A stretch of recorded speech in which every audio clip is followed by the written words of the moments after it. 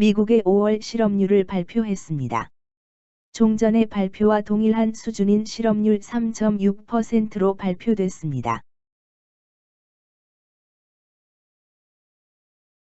이 발표에는 5월 이후 발표된 연준의 기준금리 0.75% 상승의 내용이 미반영되어 향후 정책의 효과가 반영될 수 있습니다.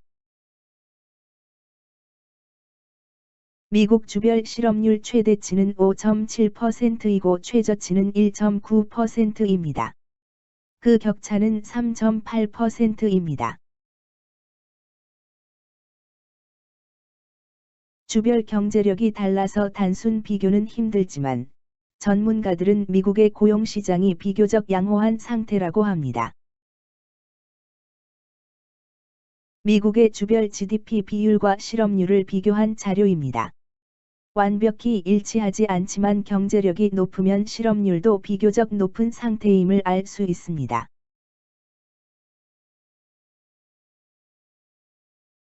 경제력이 높은 지역일수록 경제의 독점력 현상, 노동 전문성의 필요 등의 이유로 실업률이 높은 경향이 있다고 합니다.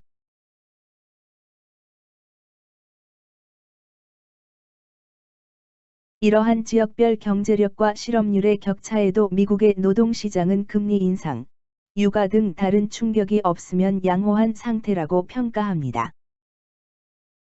따라서 발표된 미국의 실업률 자료에서 아직 국내에 미칠 영향은 없는 상태이며, 금리 인상 등 향후 정책의 영향을 고려할 필요가 있습니다. 우리나라의 경우 실업률 3.0%로 발표됐습니다. 전년과 비교한 수치입니다. 대부분 업종과 연령층에서 개선됐습니다. 이는 물가가 고려되지 않은 수치이지만 5월 고용 동향은 긍정적인 수치로 생각합니다. 관련해서 한번 보셔야 할 뉴스 같아서 첨부했습니다. 남유럽 국가부채 비율입니다. 미국의 서브프라임 모기지 사태 이후 유럽 재정 위기를 기억하시는 분들이 많으실 겁니다. 식품, 에너지 중심의 고물가와 높은 국가부채 수준, 많은 부분에서 예전의 유럽 재정 위기를 생각나게 합니다.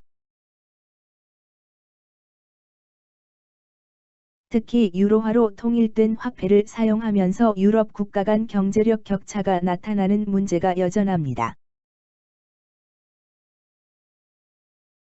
앞으로 유럽중앙은행이 금리를 인상하면서 이 문제를 어떻게 처리하는지 살펴보시면 좋겠습니다.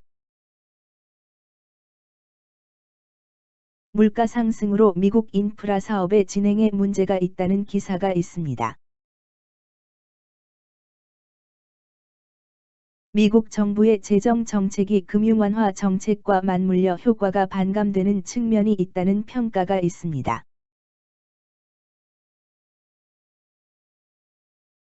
따라서 향후 금리 인상, 양적 긴축으로 정책의 효과를 높이려 할 것으로 판단됩니다.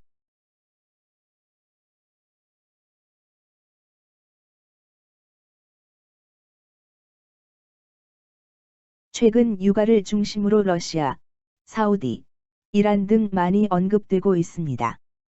이들 국가와 밀접한 관계를 형성하고 있는 중국의 상황을 정리했습니다. 인구는 공식 통계만 약 14억 명으로 세계 1위입니다. 이 인구수를 바탕으로 GDP 세계 2위를 기록했습니다. 중국의 지난해 합계 출산율이 1.15라고 합니다. 이 수치는 현재 저출산 문제를 겪고 있는 일본 1.3보다도 낮은 수치입니다.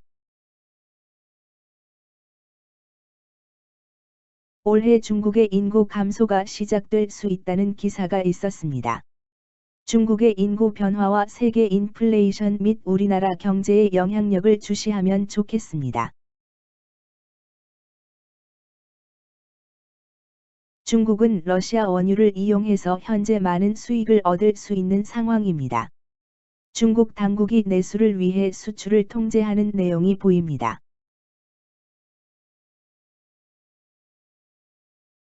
특히 중동의 정치와 미국의 정치 상황, 우크라이나 전쟁 등 다양한 요소 속에서 상대적으로 유리한 위치로 판단됩니다.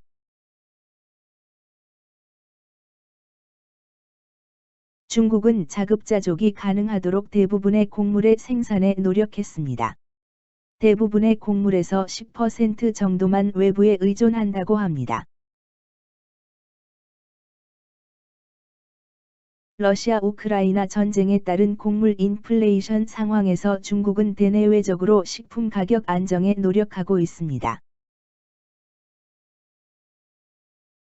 중국은 인구 대국으로 예전부터 에너지, 식량 안보에 각별히 신경을 기울여 왔습니다. 러시아-우크라이나 전쟁에 따른 인플레이션 상황 속에서 중국 공산당 당력 유지를 위해서 계속 안정적으로 관리할 것으로 예상됩니다. 이런 중국의 경제 안정적 유지의 기조는 우리나라의 수출 감소와 수입 감소에 영향을 줄 것으로 예상됩니다. 중국은 외교 관계에서 현재 러시아-우크라이나 전쟁으로 유럽과의 관계보다는 러시아와 관계 개선으로 나아갈 것으로 보입니다.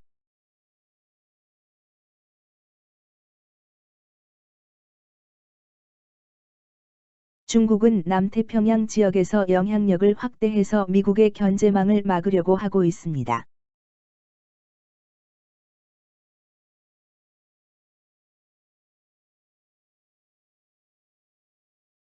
그리고 중동 지역과 아프리카 지역에서 영향력을 확대하려 합니다.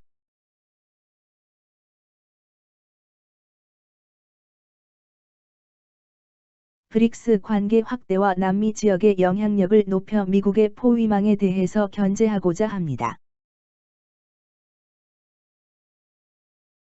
이렇게 중국 내부의 안정적 관리와 외부 영향력의 확대는 중국 시진핑 주석의 공동부유 정책과 밀접한 관련이 있습니다.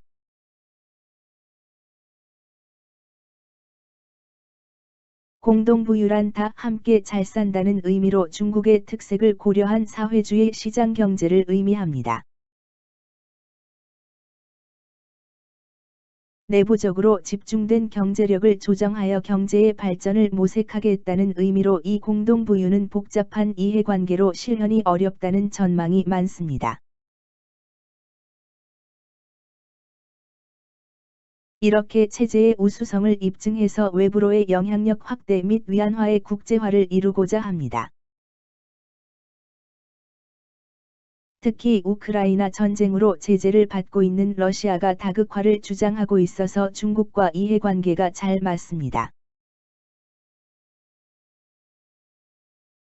이런 중국의 공동부유로 인한 외교 지형의 변화를 잘 고려하여 장래의 경제적 변동을 예측하는 게 중요해지고 있습니다.